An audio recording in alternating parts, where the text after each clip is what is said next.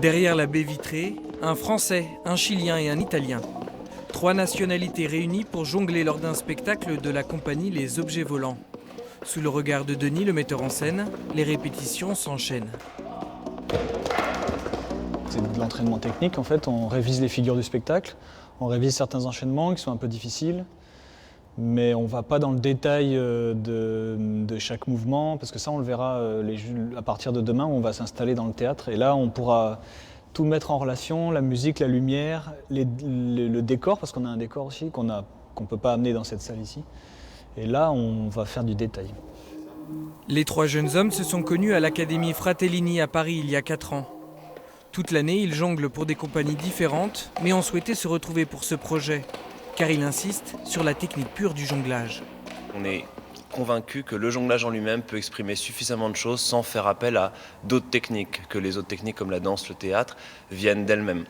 Donc on s'est vraiment concentré sur le jonglage, ça voulait dire beaucoup d'heures à lancer, rattraper des objets, à les faire tomber aussi pas mal, ça c'est arrivé assez souvent. Pour ce spectacle, le passing est la technique la plus travaillée.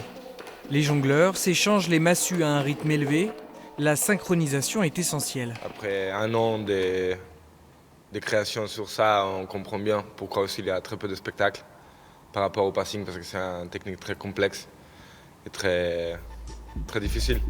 La compagnie Les Objets Volants, née en 1999, s'est toujours distinguée par sa créativité et son professionnalisme.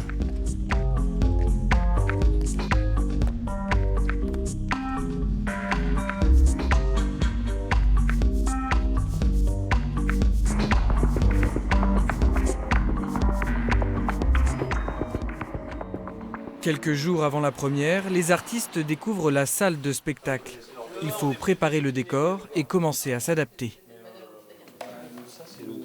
Il faut continuer à inventer au fur et à mesure, même si on a évidemment des idées précises sur ce qu'on veut faire, mais c'est le boulot à chaque fois qu'on joue quelque part. De toute façon, il n'y a pas 2 salles qui sont identiques.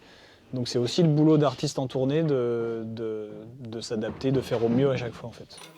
Le spectacle, intitulé La dynamique des 3 corps, sera présenté vendredi et samedi dans une des salles du Cellier.